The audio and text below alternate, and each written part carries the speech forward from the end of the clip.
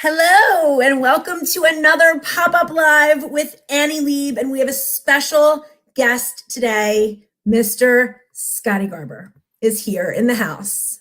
Annie Leib, what's going on? How are you? I'm great. How are you doing this Monday? I'm always good. I'm always good. Living the dream. Now, I'll have you know that once again, I know you witnessed this last week. Once again, there's work being done on my house. So undoubtedly someone's going to knock or come around the corner whistling or humming or something. So when that happens, you'll just take over the show. Is that good? Well, I tell you what, if my dog Otis doesn't beat them to the punch, I would be surprised. So the guys that are doing the work are just like Otis. I mean, it's like this similar grunting happening. There's not a whole lot of like words being formed. So here's the story, everyone. We have a pop-up live right now. I occasionally do them. I do one or two a week because, I don't have enough on my plate. So we have a pop-up Living with Annietude live with Scotty Garber. We have not discussed one bit of what we're going to talk about. This is it. This is what's happening. We're here.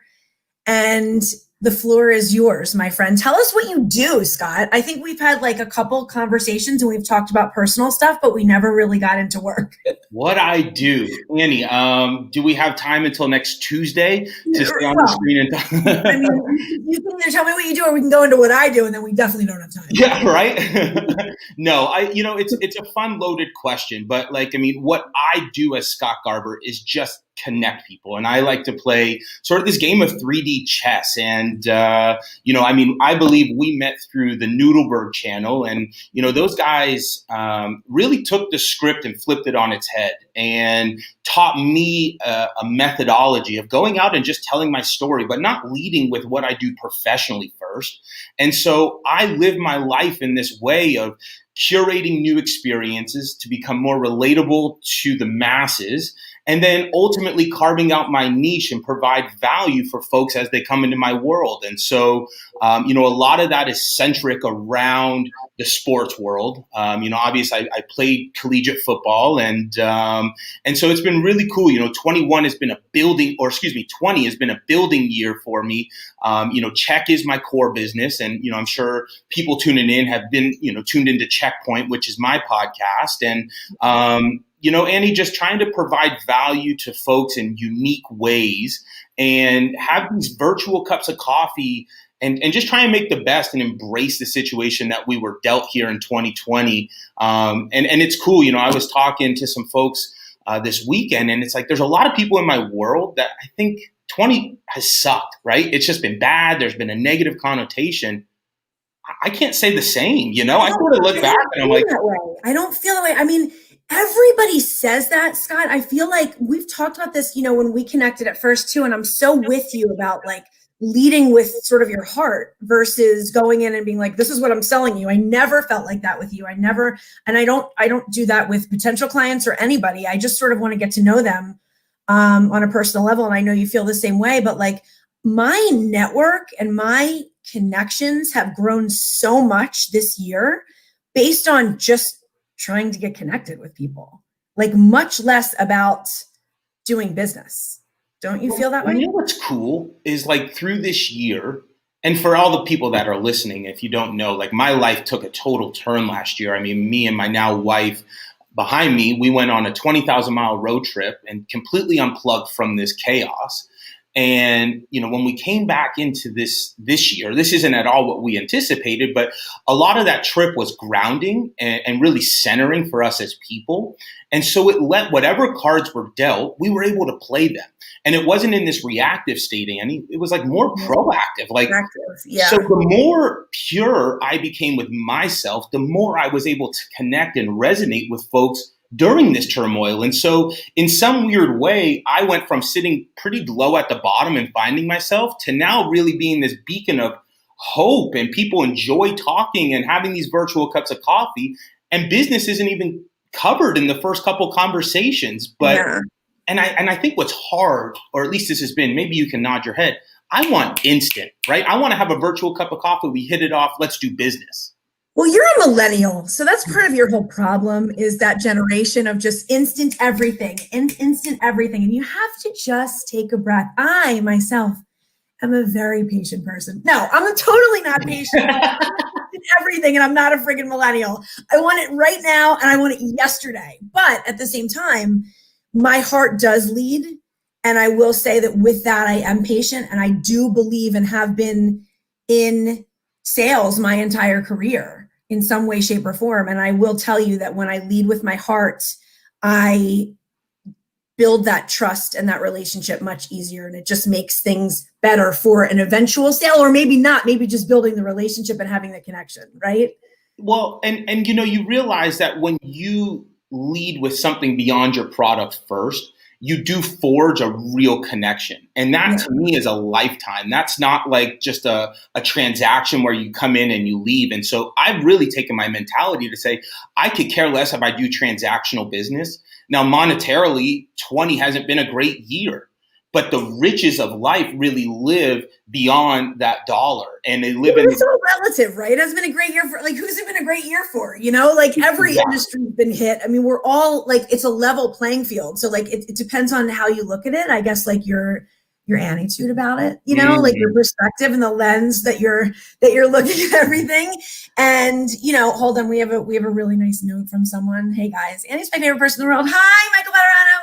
Hi, Scott. Love 2020. Best year of my life. Wow. That's a great attitude right there. Well, 2020 was an equalizer too, right? So like, it's one of those things where I felt like for a while there, we were straddled between the analog world and the digital world. And some schools were embracing it. Some universities, some jobs were embracing remote. Like this was sort of, although again, please don't anyone take this out of context because the pandemic sucks and there are But this I feel like this is almost getting us back to a homeostasis of like, okay, these are the tools that we're going to use. This is going to be the new MO of how we do business. And now we can actually start to adapt to it. And I think that's been long overdue, if I'm being completely honest. Well, I'm glad you're being honest, you know, at least we have that going for us. But, you know, I think what it's done is it's gotten us back to what's important and what matters, you know, and there used to be, I mean, I've worked for a specific company I can think of that I worked for where it was like complete and utter micromanagement. Every single thing you did, every lever you pulled, every I you dotted and T you crossed was watched and checked. And it's like, that's not really possible now.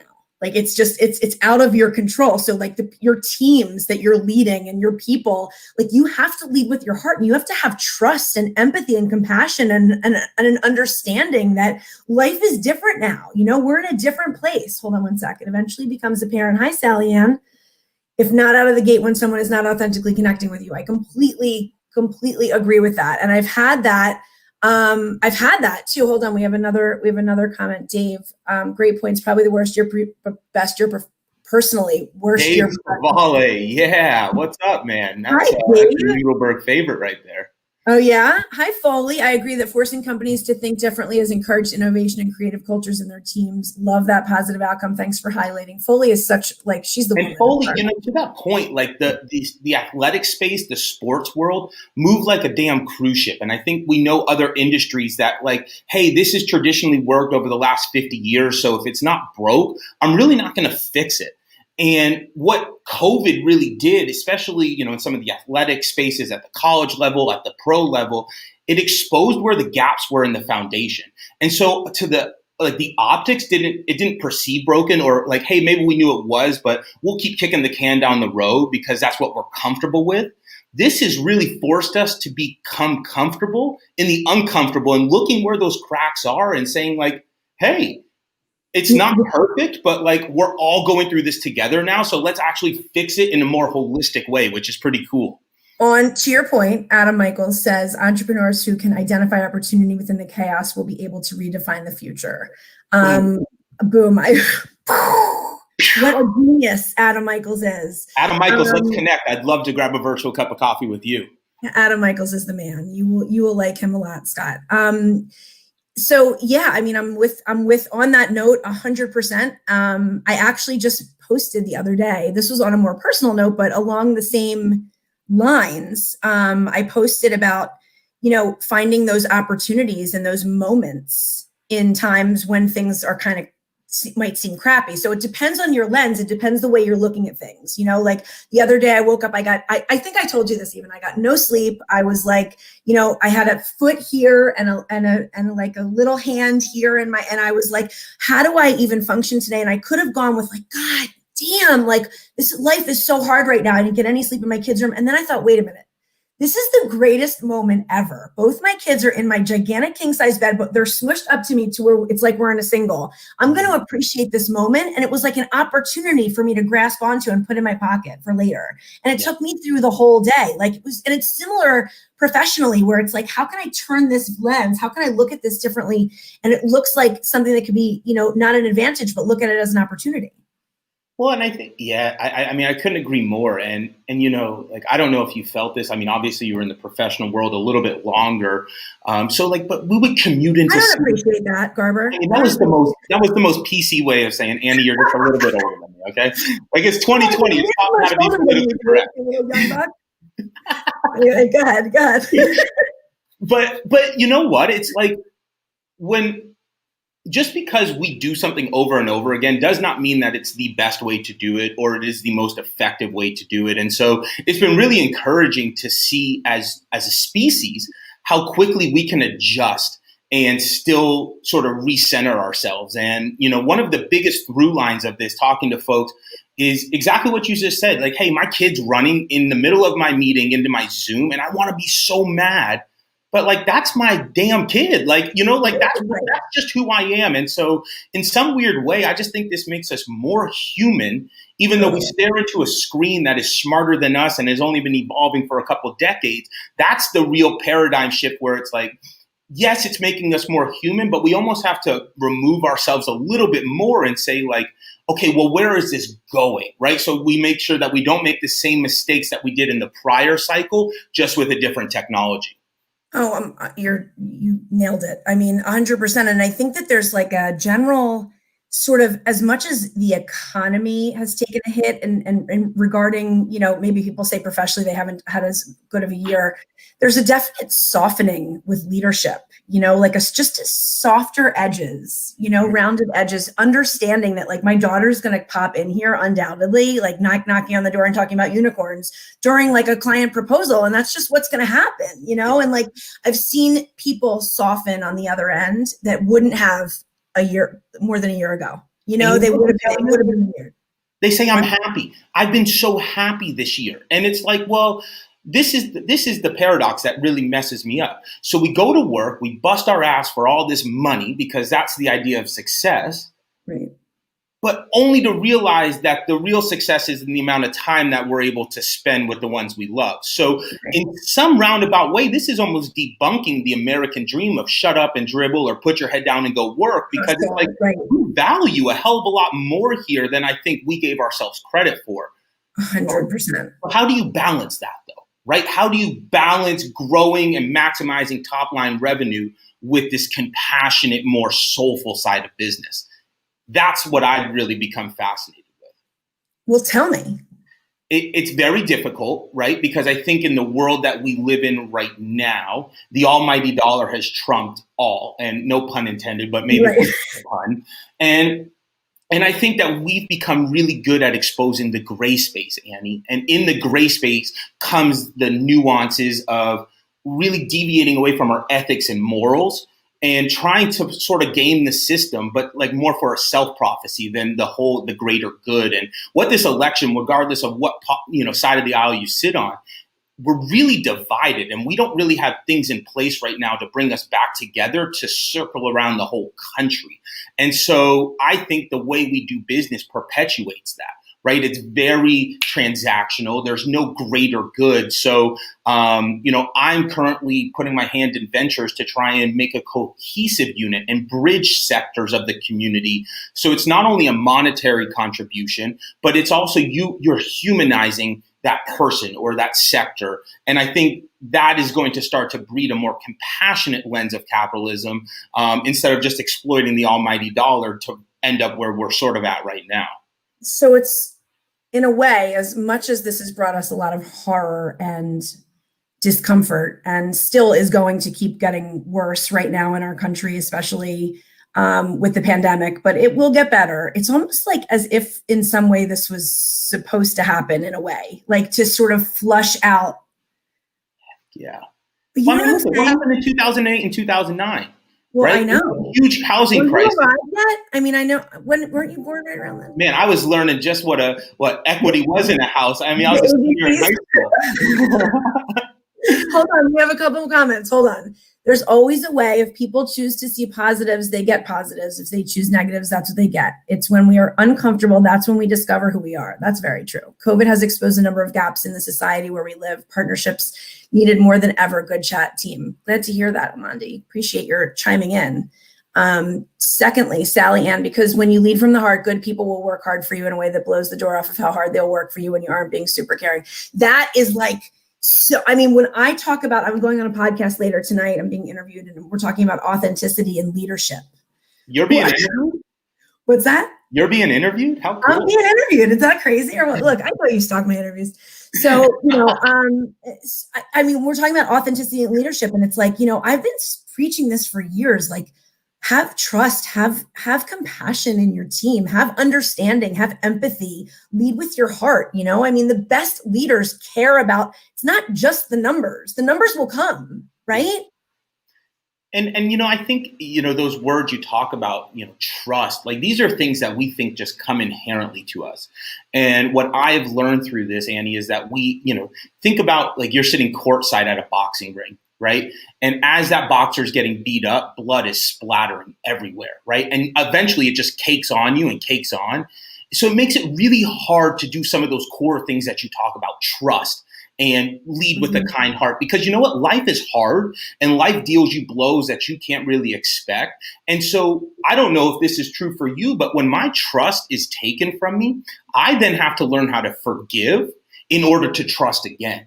And so this is like, I've had to go really deep in the tool belt and say, yes, I want to trust the team or I want to trust the country. Well, guess what? I don't. Right. So then what do I have to do to start to fix myself in order to repair the foundation to trust again? And I think the biggest thing, for anyone listening today, what 2020 has taught me is how to forgive, because we're all humans and we all experience this same variant in a spectrum of emotion. So like if you're going through something, chances are the person that you don't trust or that you're going through something with, they're going through it too, because they're a human being. And so learn how to forgive, and it opens up new pathways with existing people that I don't even think were possible, or I didn't even know were possible. Where do you think allowing comes into all this? That was my word for 2020 before this pandemic happened. I would love to hear your stance on the word allow. So I think the more present and control you are of your life, then you have permissions to who is allowed in what capacity. If you're not in control of yourself, then you will allow whatever is on your mind and let emotions to come ahead and seep in. And being in a selling role, once you get someone's emotions, you can do whatever you want with them. And so if you can't even get your own emotions in check, then I think you'll just allow positive or negative to come into your world. If you're present through breathing techniques, through meditation, through whatever that, that makeup is for you, then you can consciously allow people in or out of your life based on what you think is good logically and emotionally. Does that make sense? Yes, it makes total sense. And I'm just trying to piece that together with how I feel about allowing and what you said about forgiving, because I think that what a lot of people forget about, Scott, is they start to think about forgiving others, and they forget about forgiving themselves. And I think self-forgiveness is such a huge piece of all of this. And I think where it comes into play is sort of remembering that, like, you do have to turn the lens inward. You do have to take a look at yourself and your contribution to things. So you can outwardly blame, but if you turn the lens inward and take a closer look at yourself and start to forgive yourself for the mistakes that you've made or the things that you've done, it sometimes makes life a little bit lighter and easier to live. Not sometimes. I mean, when you talk about the magic key, like I'm a huge Michael Jackson fan. He sung about the man in the mirror, right? And I think like to this day, it's one of the songs that resonates the most because I mean, you guys see this bubbly Scott Garber, you're full of energy, you connect with everybody, and that's amazing.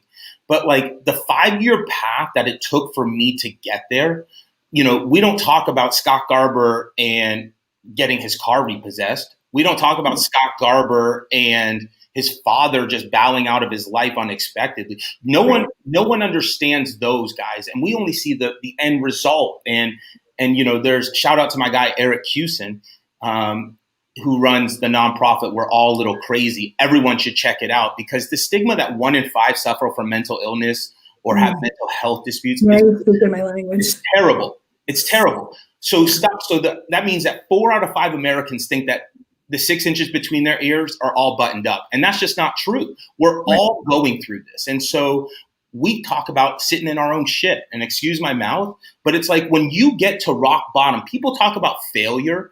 And it's like, why do you think failure produces such great outcomes? Like, have you ever taken a step back and thought about that? It's because you can't blame anybody except yourself. Yeah. And once you have that hard conversation, and we all have the demons up here, address those demons, come to terms and forgive yourself. Yeah. Forgive the people around you, and great people like yourself show up in my life. And I mean, and real quick kudos for, you know, Scott McGregor having the vision with Allie, Brienne, you. I mean, you guys have taken the social sphere by storm. And I mean, look at the engagement, the content, you guys are really changing the way that business is done. And for myself, it's exciting. It's really exciting. Thank you so much. But I need you to tell me what CHEK does. Yep. Tell me. So CHEK is an alternative cash management solution. And so what we do is we have the ability to distribute funds out to fully controlled virtual or physical debit cards. And so like every great entrepreneur story, I was working at a company that focused so much on one side of the fence of registration. So there's all these different ways to get money in. No one ever really solved the bottleneck of getting funds out. So we traditionally run in the collegiate athletic space and modernize the way per diems are distributed, and we complete the full cycle there. But because COVID has come in and created such a weird dynamic in sports, nonprofits are distributing money at scale right now, and it's done in a very traditional way. So cash, checks, but there's no way to understand or have visibility into it. So we plug into those organizations and now have a clean way to get funds directly to where they need to be and spent exactly where they're supposed to with either a geofence or drilling down into merchant categories. Gotcha. Okay. We have another hello real quick. Oh boy, looks like I logged on just the right time. Scott's bringing the heat. Hi, Jamal. Jamal, man, I always bring the heat, baby. I'm like, yeah, exactly. It's a pretty heated discussion over here. We're talking about, so I had a great call this morning. Thank you for the little background on CHEK. Yeah, thank you. I had a great discussion this morning with somebody about gratitude. And I want to know where gratitude falls in your life. We've hit a lot of buzzwords. We've talked about empathy. We've talked about mindfulness. We've talked about meditation a little bit. Where does gratitude come into play with you? It's such a huge part of my life and something that I teach clients every day. And I would love to hear your take. We're about to get real. Jamal, tune in again, baby, because if you thought I was bringing the heat before, you know, Annie, it's one of those things, and I think it's sort of cliche to say, like, every day I wake up, I have a breath. I went through a near-death experience. Near death, I was dead. And I think that event set into motion how fragile and precious this is. And so the things that I'm grateful for are not the things that we always talk about here on these screens. And, you know, it's almost paralyzing with how big it is, but I am grateful to be present. As crazy as that sounds, like this attitude of gratitude, I never felt it in its entirety because I either lived so far in the damn past feeling guilty about something I couldn't control, or I was living too far in the damn future trying to plan for this amazing retirement that I couldn't even feel grateful for what I was doing day in and day out. So it took a lot for me to even have that feeling and actually put my finger on it. Like for so long, it was this pie in the sky idea. But the way you have to get there over and over talking, you have to go through adversity and you have to go through the hardships to understand what you're grateful for. And I'm not saying that everyone has to go through a near-death experience, but when you face those failures and demons, it exposes what you're truly grateful for. You can't just make that shit up. Right. No, you can't. And it is about life's trials and tribulations. We've all had pain. We've all had suffering in our lives. And it's looking at those, I posted something this morning. Was it this morning? God, all the days run together. Yeah, I think it was a picture of me as a little girl. And I just was looking at this picture. I got so emotional this morning because I saw like all this pain in my eyes. And then I realized that today I don't have that pain in my eyes anymore. And that's because I'm present. That's because I'm grateful for this moment. That's because I'm right in this moment, right keyed into you right now. Like I'm right here right now. I mean, that's what sometimes like comments come in and I don't even bring them in because I'm so keyed into what I'm doing when we're talking. But like if I stop, I have an alarm on my phone that goes off at 8 p.m. is my gratitude alarm, because no matter what me and the kids are doing, we stop what we're doing. We talk about what we're grateful for that day. Like I have a gratitude journal that I write in every morning and every night. Like it is game changing when you actually get present with your gratitude. And success leaves clues. That's probably been the coolest mantra of LinkedIn in 2020, because it's so true. And so on the podcast, Annie, I ask everyone one question, and on every Friday we're dropping the question now. So I'm going to ask you this at the end of our show, but I ask everybody, if you could tell me one thing that you've done in your life that you would recommend I do or experience in mine, what would that be and why? And do you remember my answer when we spoke? I have it written down somewhere. You're in trouble. All right, you want me to give you the same answer I gave you then? But hold on. So before you answer it, okay, because I do have an inkling of where it is. Maybe it's just a testament to how many people I talk to. I don't know. I don't expect you to remember it, but it's one of those things where you ask that to folks that were Olympians, that were Super Bowl champions, that were at the top of their craft, and they all have like 3 or 4 answers. Journal, right? Because how you remember something the day of and when you get it on paper versus how you recall it in your mind are completely different, right? Mm-hmm. Journal, travel, because perspective is key in all of this game. The more relatable you are, the more opportunities you'll have. And then figure out a way to be present. And that they all talk about that, where it's like, I'm present and I play mind games with myself. That's what gives me the competitive edge. But I have to be right where my feet are in order for that to happen, or I'm off in like la la land, And so I totally know what you mean. We're high energy. My answer to you was get your heart broken. Get your heart broken. That's right. See, and you were like, boom, that just blew my mind, because I believe that it is really important to feel that loss of a true heartbreak in order to be grateful for what love and that sort of depth of feeling feels like. So let me ask you this. So I think so much of what we do is in a reactive state, right? And knowing that notion that you have to get your heart broken in order to know how good it is or feel grateful, is there a way that you can be proactive where you don't have to experience that but still get to the same attitude of gratitude? That's a really hard question. I think in order to really experience true love, you have to be fully present. So if you're fully present, then in theory, yes, you can avoid that heartbreak because you can be fully present in the love. But I don't know if that's totally possible for everybody. So I think that takes a lot of work. I don't know. And I mean, especially now when you think about, society as, kids are being raised with this, are we ever truly present? Like, are the thoughts truly ever our organic thoughts? And so I think it's imperative that we pioneer this mindset of gratitude in business, because the generations beneath us need to be able to look up and say, hey, just because we have this device or technology or whatever, like, how do I know what's my thought versus what is coming at me? Gratitude.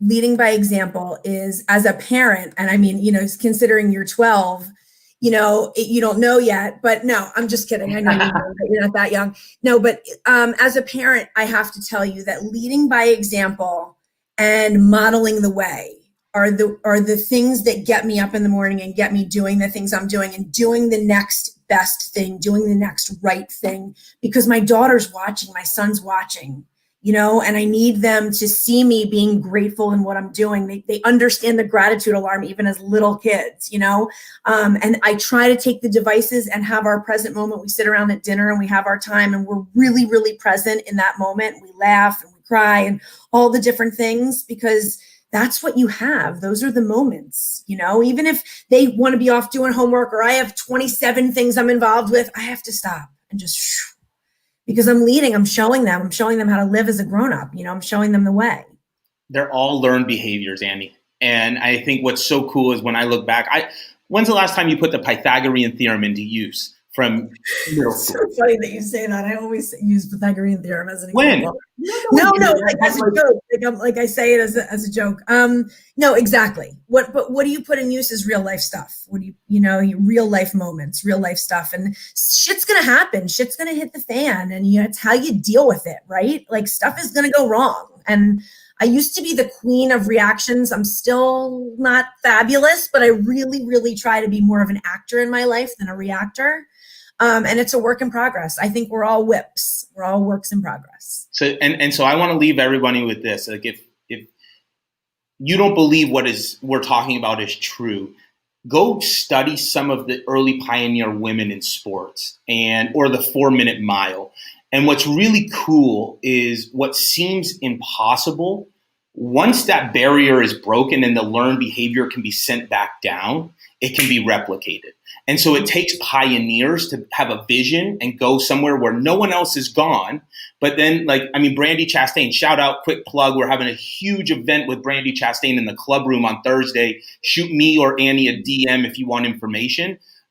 We'd love for you guys to attend. But she talks about her journey and she's like, Scott, if I would have saw the path, this thing would have been a hell of a lot easier. And that's what I'm creating. But if I don't even know that path is there, then I'm shooting in the dark, and just trying to make it. So my last thing I want to leave everyone with, I know we're right at time here, is success can be defined however we want. But for me, it takes a tribe to build this. And so it's imperative to reach one and teach one. And when you take that mentality, it enforces the attitude of gratitude and all the things we talked about, but then you have to act on it or you get left behind. And so it takes the onus and puts you in the driver's seat. So we need to do this again, because I feel like we're just scratching the surface here, and it's time, because I have a 12:30 that I'm already 2 minutes late for. But listen to me.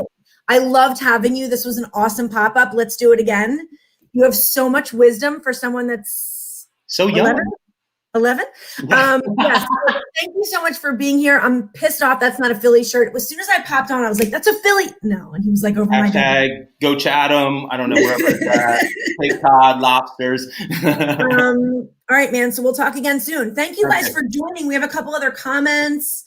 I don't think it's possible to be in love is all about risk. The risk is heartbreak, something I experienced this last weekend. So if you risk little, you receive even less. I do agree with that. The less you risk, the less you will receive. That's definitely true. We'll end on that, and maybe we'll start on that next time. All right, everybody. Peace. See you guys. Talk to you soon. Bye. Thank you again.